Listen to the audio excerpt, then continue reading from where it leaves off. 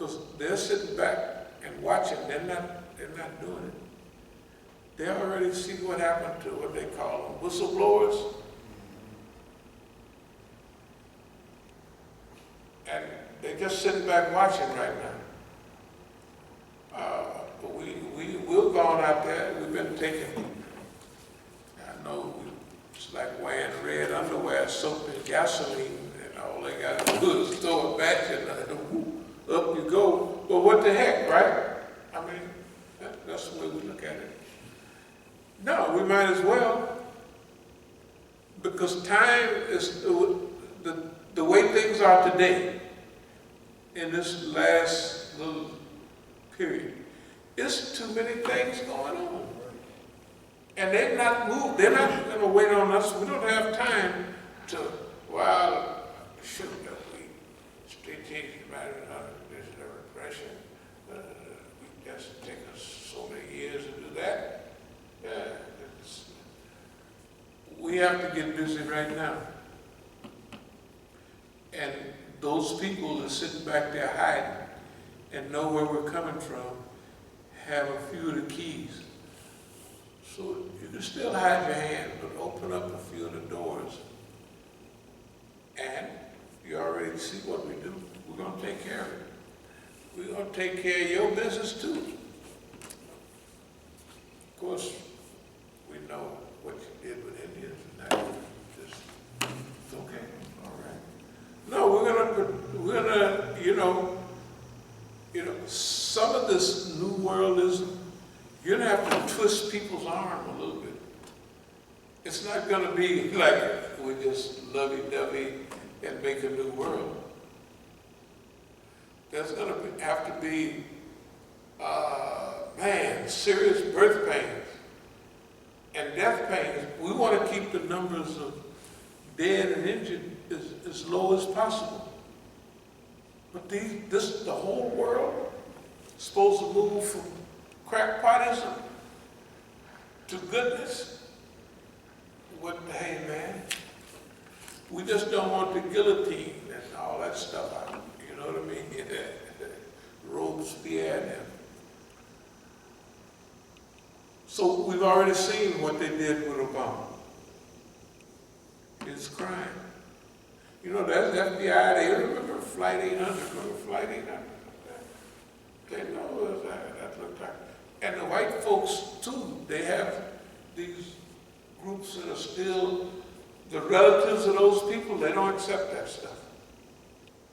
There's relatives groups of 9/11, they don't accept that. There's firemen, all those firemen that are dying like flies.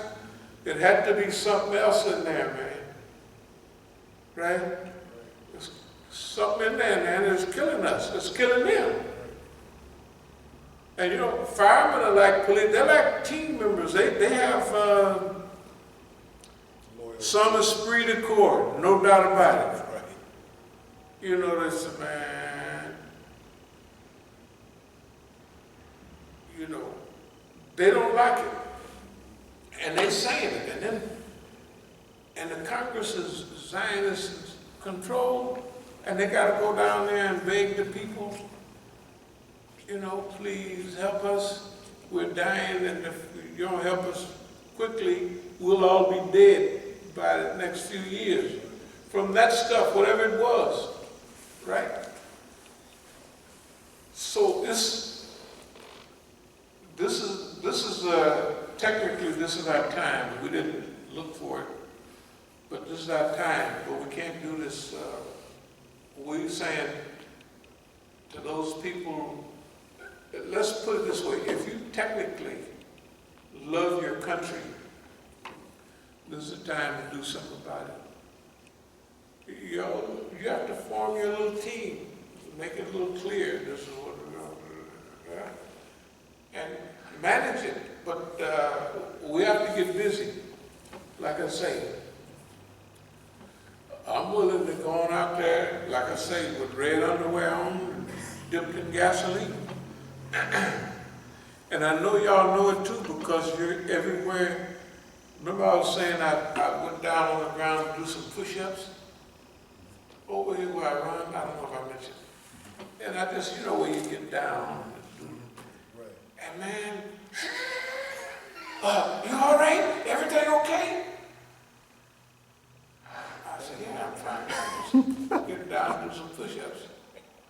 You know. And it happened 2 days, you know.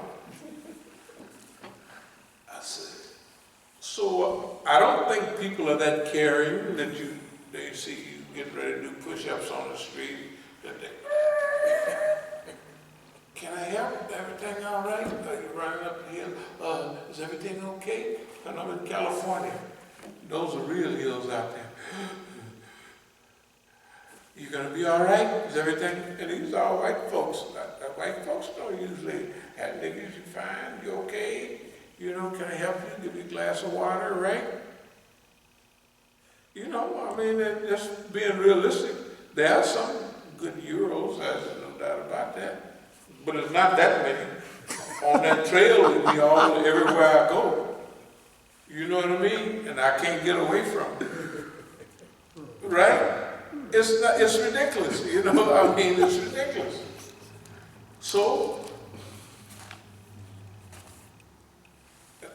the way they've been acting the last couple of days is like, they acting like they shadowing me, you know what I mean? And they want me to know, we got you covered. So I'm saying, well, what in the world could we be doing that they have to shadow me like that? And they're not frowned all up, or, you know, nothing like that. They just shadowing, and they drive away. They don't even look at you except out the corner of the eye in the mirror when they get way down the street, you know, a little side mirror. So, I believe that they would be doing that because of the Zionists. And they know that they don't have the nerve to get out there and do it. Right? So, we'll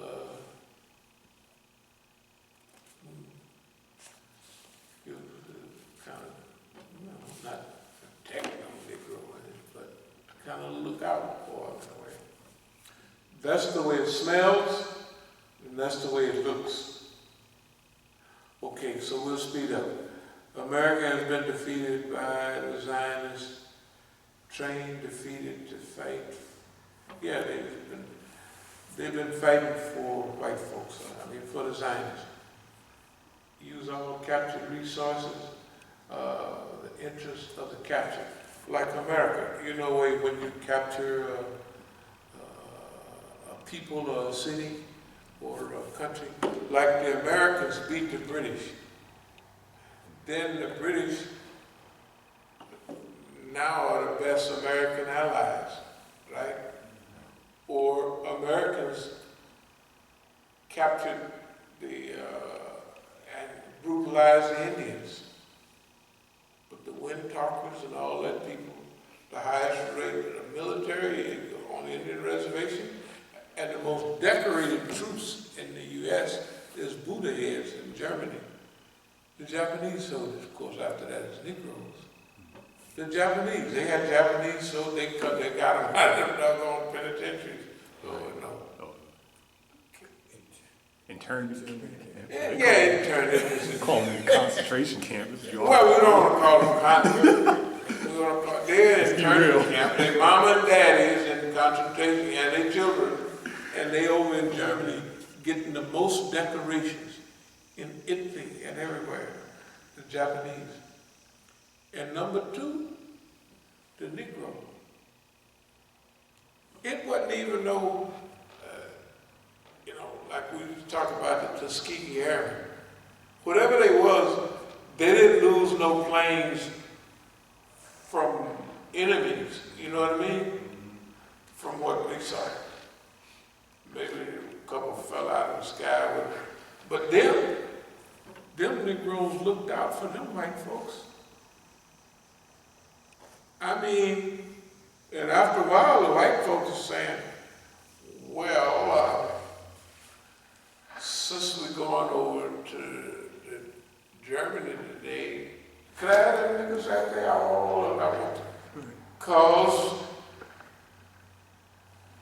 imagine if you can get somebody you know you're gonna get back, right? What you gonna do? Pick the white boy and there's a chance? Absolutely not. Hey, them niggas there got the best record. So hey, could I have them?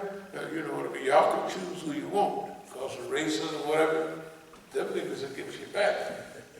Right, they'll get you back. So that's all I want to do. I want to get back. They was losing 65% of their B-17s. And they was losing 45%. I mean, they was being slaughtered. And a Negro just come on back. Right? They get killed, but the white folks don't get killed. What I'm trying to say is, when you conquer people, sometimes they work harder for you than they would hurt. It don't make sense, but it do. I would say almost, it don't always happen, but it happens a lot. Because when you conquer, it's like a trained something they take out of, or do people feel that they must have something special because they defeated us? Some dumb stuff like that. You know, I just heard something that was referring to that, where in Mississippi, a guy was teaching a class. He's a white historian or whatever. But he was teaching a class, and he was teaching at a historically black college. Right. And the students had been taught about Reconstruction, right, and how black people lost the authority that they had, right, after Reconstruction. They had been taught that black people had messed up, so white people had to come in and take over because, right, black. So this white professor was like, "No, that ain't what happened." Right. That's not what happened. Right. The white people came and took the power. So, but these students had been. This was like it within the culture. Yeah. That black people were under the understanding that they messed up. That's how come they lost the authority. I was like, wow, that's interesting. No, but remember, they're going to teach you. Remember, if the people that run your life and enslave you, and they teach you everything that you know. Right. And they continue on and on. Not only today, they don't teach, there's hardly no movies that got all of scandalous and all that foolishness, right? And all that radical bum.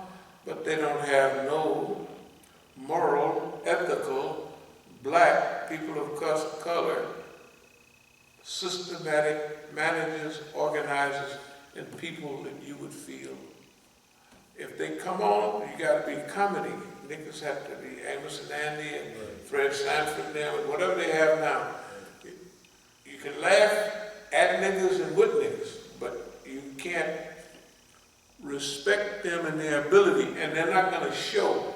They had some program on years ago. It was 2 or 3 programs. They took it off. It was called Hawk or something. Oh, yeah.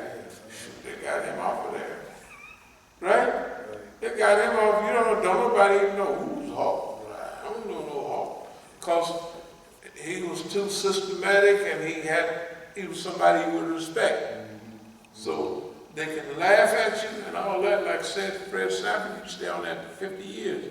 But not, the point I'm making is the people that built and held up the country are the people that lost the most all the time.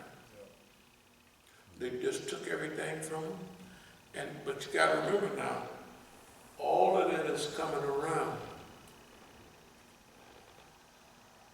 And the system itself is beginning to buckle under the load of its own history. Right. So Chinese Americans are not poor anymore. They're smart as so smart they won't let them. You can't go to Harvard. They gotta oppress them down there. So And then the Chinese are like that. Not only the Chinese, but other Asians. They just study. I'm here to study. You want to play no game? No, not today. I finished studying. And, hey man, you've been hooked up in here for 2 weeks? Well, I'll take about 15 minutes off. Other than that, I'm back to studying. That's what they do. That's their challenge. And it's not only here. It's Koreans, Japanese, Chinese, and now Vietnamese. I don't know what it is about Asians, but hey man, look. It was wild. That reminds me. I was watching, I think I saw it on Twitter. There was someone uploaded a video of like a group of, I think they might have been like preschoolers or kindergartners in PE. And what they were doing was, you always talk about how Chinese are kind of trained to be organized, work together as a team. The circle, maybe about 20 kindergartners had formed a circle where they were all dribbling basketballs. And then every about 3 bounces, they would pass the ball to the person on the right. And they would do it all in sync. You know, that was their exercise for physical, education. I was like, man, I meant to send it to you. I was like, man, Imam would love seeing it. Hey man, look, no, some people are like ants. That's what they do. No, that's what they do. China, they always been a whole million of them just walking up here and taking one bucket of dirt. 1 million people, they do that. Because they got the people to do it, right? And so, Chinese in Africa, they talk about Africans and Chinese. Chinese are different than Africans. Because China is different than Africa. We used to talk about it all the time. You know, if you throw a seed out of the window in the tropics, it's going to grow. So, in Africa, people grew up doing hunting, but there's so many animals, you don't have to just go crazy hunting. You just go out and maybe throw something at it or something, and there they are. That's the amount of animals it was. And you didn't even have to do as much like the Indians over here. You got to track them a little bit. But anyway, it was so many animals, even over here, that in the old days, that you didn't have to worry about. They even had people called trappers, them old white folks come out and trap out, get their fur trappers and all that. They couldn't make a living unless they had tons and tons of animals. Okay, so if you grow up in a society where you just have to be semi-organized, and you have growing seasons, but you can put the seeds out in Africa almost any time, and you got plenty of rain, and you plant this field a little while, and all of it grows, and you plant over there, right, and it all decays and grows. You have to fertilize things a lot. So anyway, that's the difference between the Africans and Chinese, and that's the way they grew up in their environment, and they function on that. But anyway, here we are now. All of the weight of the history is coming back on Boss Man. What he did to black people, Black Lives Matter. Okay, it don't make no difference even when all of our groups are infiltrated and sabotaged. But some people, there's a movie out about Fred Hampton. Okay, yeah, I know it's right. It's out, okay, no problem. But somebody somewhere, they're gonna show you what happened to Fred Hampton. And I think I saw the trailer. One of the things is that Fred Hampton was big working with white people. Right, yeah. Young Patriots. They didn't like that. Okay. But this is the time. The black radical was always black power, but here's a guy saying, no, we got to work together. He was saying that then. and he was talking to poor and middle class white folks, and they was listening. Okay. See, all of that, we're in a very threatening time, but we're also in a good time if we take advantage of the things that's going our way. I think we'd be all right. But we have to, this is one time when all of us have to look at the big picture. We can't look at our racial picture, our national picture. We have to look at it on the human level. Because, for instance, remember in the old days, if you solved the race problem, you'd be all right. Solve it now and see what happens. You ain't nowhere. You might as well not solve it, right, the race problem, because 2 more weeks, you're going to be so much smoke in the air, right? So much plastic, all that stuff, right? So we have to solve the whole thing in the whole human family. I think that's the time we're living in. Anyway, let me see if there's any more. We're saying we're willing to go on out there. And if we get the contract, we'll handle it correctly. That's what I mean is, we'll get our boss man, not this boss man, but the other one, the Zionist. We've already got this boss man. Well, we didn't bail the cat, he ain't stopped. And you know, it's not me and you, look at them generals and all them guys that said, hey man, we're not gonna go with that.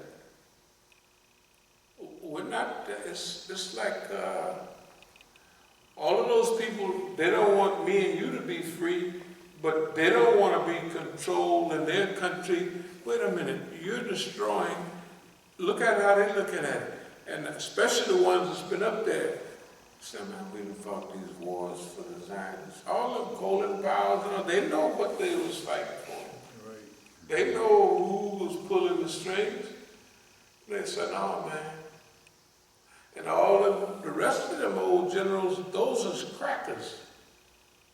You know, old-time crackers. They're Americans. They're Americans. That's why they're our boys. Right? So that's why we've already evolved. We're ready. We're Fred Hampton Plus. We're ready to go. No, but Mandelaism plus, all of that. Way, because our stuff is way beyond all of those people now, because it's a different time. Okay, let me see what else it is. No side, spyware, all secrets. There they rule all weaknesses. Now imagine the average American